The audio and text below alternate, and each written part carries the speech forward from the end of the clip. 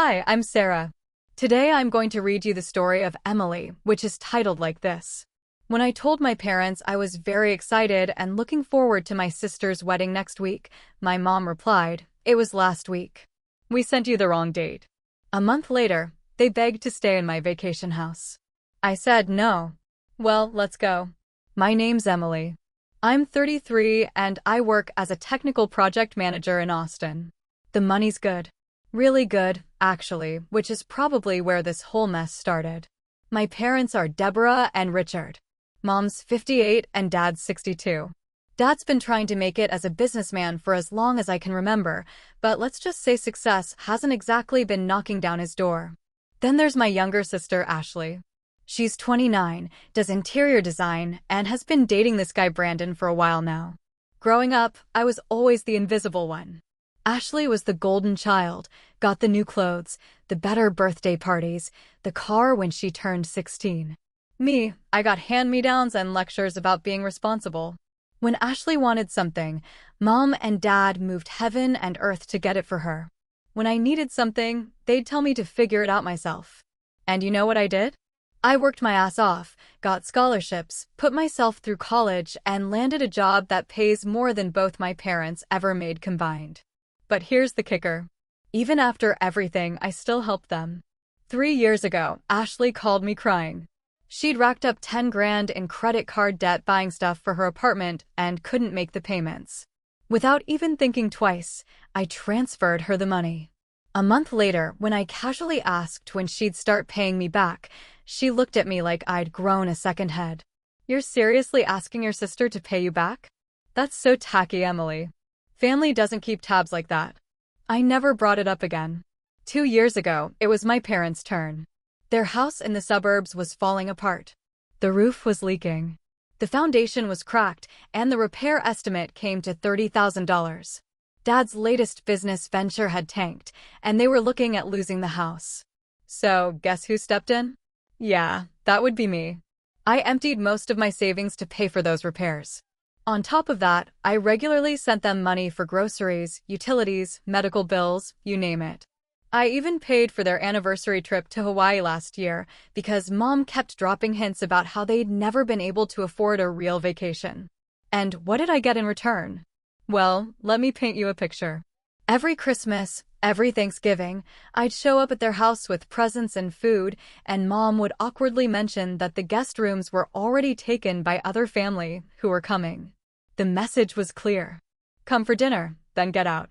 We wouldn't want you actually staying the night or anything. Last Thanksgiving was the worst. I drove 3 hours to their place, knocked on the door for 10 minutes, called their phones, nothing. Finally, the neighbor came out and told me they'd all gone to the Johnsons' place down the street for dinner. They didn't even tell me. I sat in my car in their driveway and cried for 20 minutes before driving back home alone. Then a few months ago, Ashley announced she was getting married to Brandon. I was actually excited. Maybe this would be different. Maybe being part of her wedding would finally make me feel like I belonged in this family. I went all out, joined a gym, lost 15 pounds, bought a gorgeous dress that cost way more than I usually spend on clothes. I'm more of a jeans and sneakers kind of person, but this was my sister's wedding. I even started writing a speech for the reception. Last week, I dropped by my parents' house. Mom was in the kitchen making coffee, and I couldn't contain my excitement. I can't believe Ashley's wedding is next week. I got my dress altered yesterday, and it looks amazing. Do you want to hear the speech I wrote? Mom's hand froze halfway to the coffee pot. Her face went pale. "The wedding," she said. "The wedding," I repeated, pulling the invitation from my purse. "Saturday the 18th. See? Mom took the invitation from my hand, stared at it for a long moment, then set it down on the counter. She wouldn't look me in the eye. "Emily, the wedding was last week." I felt like someone had punched me in the gut. "What? That's impossible." "The invitation says, 'We sent you the wrong date,'" Mom said quietly, still not meeting my eyes. "You sent me the wrong date?" My voice came out as barely a whisper. "How do you accidentally send someone the wrong date?" Mom opened her mouth, closed it, opened it again. Nothing came out. She just stood there fidgeting with her wedding ring, looking at everything in the kitchen except me. The silence stretched between us like a chasm. My mind was racing, trying to make sense of what she was telling me. This wasn't an accident. You don't accidentally print an invitation with the wrong date for just one person. You don't accidentally forget to correct it. I turned around and walked out without saying another word. Mom didn't try to stop me. She didn't call after me. She just let me go. I made it to my car before the tears started. By the time I got home, I was sobbing so hard I could barely see the road. Once inside my apartment, I collapsed on my couch and cried until I had no tears left. Then I did something I should have done weeks ago. I went to Ashley's Instagram. There it was, posted 7 days ago. Pictures from her wedding. Ashley in a beautiful white dress. Brandon looking handsome in his tux. Mom and Dad beaming with pride. And the guests. So many guests. Our aunts and uncles. Cousins I hadn't seen in years. Family, friends, neighbors, even Great Aunt Martha, who lived 3 states away and could barely travel anymore. Everyone was there. Everyone except me. My phone rang. It was Julia, my cousin on Mom's side. We'd always gotten along pretty well. "Emily, I just saw you called. What's up? Did you go to Ashley's wedding?" I asked, already knowing the answer. "Yeah, of course. Why weren't you there?" "Your mom said you were having some psychological issues and couldn't handle being around crowds, but honestly, I didn't buy it. You seemed fine when we talked a few weeks ago." Then at the reception, I overheard something. Julia paused. "Look, I probably shouldn't tell you this. Please, Julia, I need to know. I was getting my coat from the closet, and Ashley and your mom were in the hallway. They didn't know I was there. Ashley was laughing about something, and your mom said, well, at least Emily's not here to make everything about her success and her money. And Ashley said, right? She would have found a way to mention her promotion or her salary at least 5 times during the reception. Then they both laughed and went back to the party. I couldn't speak. My own mother and sister had deliberately excluded me from the wedding, lied about it to everyone, and then laughed about it. I sat there in my dark apartment thinking about all the money I'd given them. All the times I'd dropped everything to help them. All the rejection I'd endured because I thought that's just how families were. And this was how they repaid me. The next morning, my phone buzzed with a text from Mom. "Hi, sweetie. Dad needs $300 for some parts for the car. Can you Venmo it today? Thanks. Love you." As if nothing had happened. As if she hadn't just admitted to deliberately excluding me from my own sister's wedding. As if love you meant anything coming from her. I stared at that text for a long time. Then I grabbed my keys. It was time to have a conversation with my family. A real conversation, the kind we should have had years ago. I didn't bother knocking. Just used my key and walked straight into my parents' house. They were all there in the living room. Mom, Dad, and Ashley, who was showing them photos on her laptop. "Look at this sunset in Bali," Ashley was saying. "The honeymoon was just perfect." She stopped mid-sentence when she saw me. The room went dead silent. "Emily," Mom stood up, forcing a smile. "We weren't expecting you." "Yeah, I bet you weren't," I said. "Just like you weren't expecting me at the wedding." Ashley closed her laptop with a snap. "Oh, here we go. The drama queen has arrived." Drama queen. I laughed, but there was no humor in it. "You deliberately sent me a fake invitation with the wrong date. And I'm the drama queen." "It was my wedding," Ashley said, standing up and crossing her arms. "I get to decide who comes." "Then why send me an invitation at all?" "Mom thought it would look bad if we didn't." Ashley shrugged. "But I never wanted you there, Emily. You want to know why? Because everything always has to be about you. Your job, your money, your success. It was my day, and I didn't want you making it about yourself." "Making it about myself?" I stared at her in disbelief. "When have I ever done that?" "Oh, please. Every family gathering, you find a way to mention your salary or your latest promotion. It's exhausting. That's rich coming from someone who took $10,000 from me and acted like I was trash for asking when you'd pay it back." Mom stepped between us. "Now, girls, let's not." "No, Mom. Let's talk about how you told everyone I had psychological problems. Let's talk about how you and Ashley were laughing about my absence at the wedding." Dad finally spoke up from his chair, still staring at the floor. "Emily, we're family. Let's not blow this out of proportion." "Family?" I looked at each of them in turn. Family doesn't deliberately exclude someone from major life events. Family doesn't lie and scheme behind someone's back. Family doesn't take thousands of dollars in support and then treat the person giving it like an ATM machine. Oh, stop being so dramatic, Ashley rolled her eyes. So, you missed one wedding. Big deal. It is a big deal, I shouted. I paid off your debts. I saved Mom and Dad's house. I've been bankrolling this family for years, and you couldn't even include me in your wedding. Well, that's what family does. They help each other. Exactly. So, where was my family when I needed them? Where were you at my promotion dinner? Where were you when I had surgery last year? Where were you on my birthdays? Silence. Mom finally spoke. Emily, you're overreacting. We're still family. No, I said, heading for the door. We're not. Family doesn't treat each other like this. I'm done. Oh, what are you going to do? Ashley called after me mockingly. Stop talking to us for a few weeks? Give us the silent treatment. I turned at the door. This isn't over. The next day, I sat in my office downtown, staring at a folder I'd kept locked in my desk drawer for 5 years. Inside were documents most people would never think to keep. But I've always been careful about paperwork. 5 years ago, Dad's business was failing again. They were about to lose their vacation home in Hill Country, a beautiful property they'd bought during one of Dad's brief successful periods. The bank was days away from foreclosure. So, I bought it from them for $200,000 cash, every penny from my savings. Dad used the money to save his business, and I let them keep using the house whenever they wanted. I never asked for rent. Never mentioned it was legally mine. It was for family, after all. I picked up my phone and called Sarah Collins, my lawyer.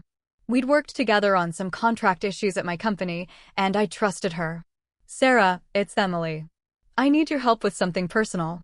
Can you come to my office? An hour later, Sarah sat across from me reviewing the papers. She was 42, sharp as a knife, and didn't miss anything. This is all completely legal, she said, looking up from the documents. You own this house free and clear. Your parents have no legal claim to it. At best, they're tenants at will since there's no lease agreement. Can I evict them? Sarah studied me for a moment. Legally, yes, you can give them 30 days' notice. Is that what you want to do? I don't know yet. Can you prepare the paperwork just in case? Of course, Emily. If you don't mind me asking, what happened? I gave her the short version. Her expression hardened as I talked. They deliberately excluded you from the wedding after everything you've done? That's cold. Yeah. Well, that's my family for you. After Sarah left, I decided to drive out to the Hill Country house. I hadn't been there in months, but I wanted to see it to remind myself that it was really mine. The drive took about an hour. It was a beautiful property, 5 acres with a gorgeous stone house, a pool, perfect views of the hills. I pulled up the long driveway and stopped short. There were cars there. Several cars. I got out and walked to the front door. I could hear voices inside. Using my key, I walked in. Ashley was standing in the middle of the living room like she owned the place, gesturing dramatically at the stone fireplace. 3 people stood around her, a polished couple in their 40s and a younger woman furiously taking notes on her tablet. This fireplace was my biggest challenge, Ashley was saying. I had to source these stones from a quarry in Montana. Each one was hand-selected by me. The entire renovation took 6 months, but as you can see, this is my house, and I personally oversaw every detail. I stood in the doorway, listening to her lie with such confidence it was almost impressive. The kitchen renovation was even more intensive, Ashley continued, leading them toward the kitchen. I designed that backsplash myself. Had it custom-made in Italy. Cost me $30,000 just for the tiles. That was enough. I stepped into the room. Really? Because I have the receipt from Home Depot for that backsplash. $800, installed by a guy named Tony. Ashley spun around so fast she almost tripped. Her face went from competent saleswoman to complete panic in about half a second. Emily, what are you doing here? I own this house. The better question is, what are you doing here? Lying to these people? The man in the expensive suit looked between us. I'm sorry. What's going on here? This is my sister, Ashley said quickly. She's a bit confused. No, I'm really not. I pulled out my phone and opened the photos of the deed and purchase documents I'd saved there. See this deed of sale dated 5 years ago? This property is in my name, only my name. The woman with the tablet looked at Ashley with disgust. You told us this was your property. You said you lived here. It's a family property, Ashley stammered, her voice getting higher. We all use it. No, we don't, I said firmly. I bought this house from our parents when they were facing foreclosure. I own it completely. Ashley has never lived here, never paid for any renovations, and has no right to be here showing it to anyone. The man's face turned red. Ms. Ashley, this was supposed to be an $80,000 design contract. We specifically asked if you had a property to showcase our new furniture line. You've wasted everyone's time. Wait, Ashley called as they headed for the door. We can work something out. I can find another property. The man turned back, his expression cold. We don't work with liars, and I'll make sure everyone in the Austin design community knows what happened here today. They left, their cars kicking up dust as they sped down the driveway. Ashley turned on me, her face twisted with rage. You absolute bastard. Do you have any idea what you just cost me? The truth cost you that contract, not me. I pulled out my phone. I can call the police right now. Trespassing is a crime, Ashley. She grabbed her purse, her face red with fury. She stormed past me but turned at the door. I'm telling Mom and Dad about this. Go ahead. They can't do anything about it either. After she left, I called a locksmith. By evening, new locks were installed. The locksmith handed me the only set of keys. Nobody's getting in here without your permission now. The next morning, I arrived at David Thompson's office building downtown. Sarah Collins was already there, briefcase in hand. Emily, Sarah told me, you need to restructure your finances, David said, pulling up my accounts on his computer. Let's see what we're working with. I need to cut all financial ties with my family, I said. Every single one. David's eyebrows rose slightly, but he maintained his professional composure. All right. The biggest issue is this joint account from 8 years ago. Your parents are co-signers. It means they have full access. They can withdraw funds without your permission. He clicked through some screens. In fact, there have been some recent withdrawals. $3,000 last month, $1,500 2 weeks ago. And he paused. $800 yesterday morning. Yesterday? Right after I confronted them, they were already raiding the account. How much is left? About $12,000. From the $50,000 I'd maintained in there. Transfer whatever's left to a new account. One only I can access. David began preparing paperwork. This will close the joint account entirely. They'll be notified. Of course. Good. I want them to know. My phone buzzed. Ashley. Emily, I'm sorry about earlier. Can we please talk? I set it face down without responding. David slid a stack of documents across his desk. These will remove your parents and sister as beneficiaries from all your investment accounts, retirement funds, and life insurance policies. I signed each one carefully while Sarah reviewed the legal language. This one blocks them from any information about your accounts, David continued. They won't be able to call and check balances or transaction history. Another buzz. Ashley, please don't shut us out. We're family. Are there any other connections I might have missed? I asked David. Let me check. He typed for a moment. There's a credit card you co-signed for Ashley 4 years ago. Cancel my authorization. David prepared more papers. I signed them all. With each signature, I felt lighter, like I was cutting invisible chains one by one. This is the last one, David said, sliding a final document over.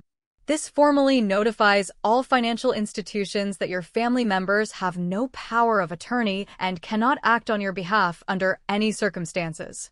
I signed it with a flourish. David collected all the papers, organizing them into a neat stack. It's done. Your finances are now completely independent. Your family has no access to any of your money, investments, or property. You're financially free from them. For the first time in my adult life, my money was actually mine. No more surprise withdrawals. No more guilt-driven transfers. No more being treated like an ATM with a pulse.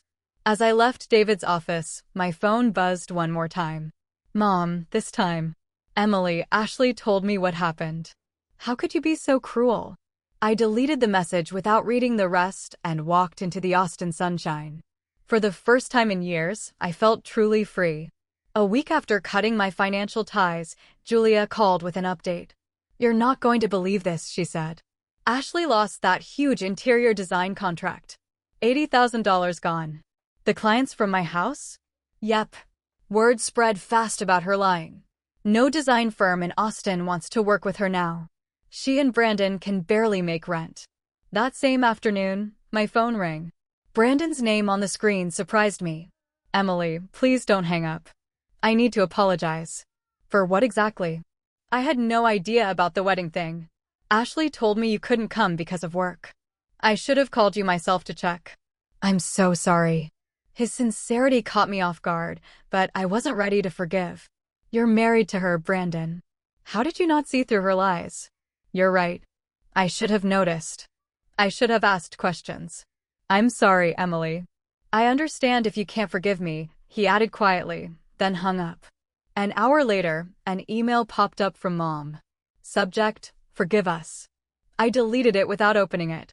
Whatever she had to say, I'd heard it all before. A month passed.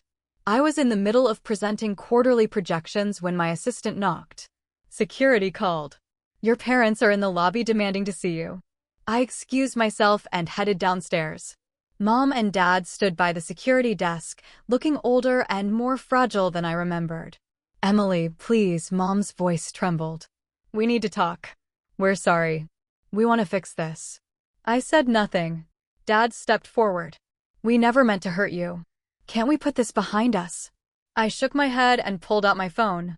Julia had sent me a video from the wedding. I hit play. Ashley appeared on screen, champagne glass raised, laughing with the guests. Her voice rang out clear. "It's a good thing Emily isn't here to steal my attention." Mom looked away. Dad stared at his shoes. Their guilt was written all over their faces. "Please," Mom's voice cracked. "At least let us use the country house for a while." The business failed again. We took out a loan against our house to invest, and now the bank's going to foreclose. "The house is mine," I said coldly. "You've used me enough." Mom started crying.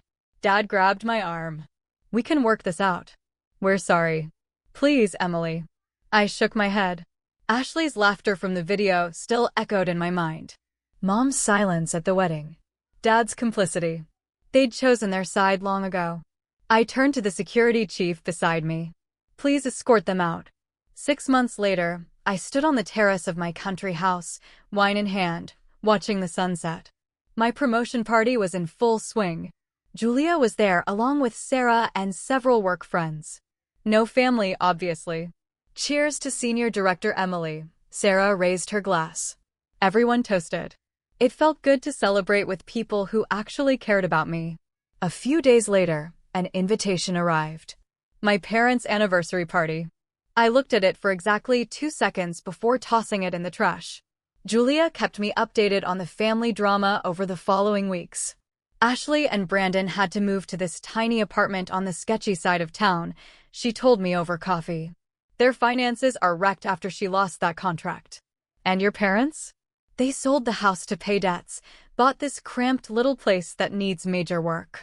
Your mom won't even have people over because she's so embarrassed." "Do they blame me?" "Of course. They tell everyone you abandoned them. But don't worry, I make sure people know the real story. The whole family knows what they did to you now."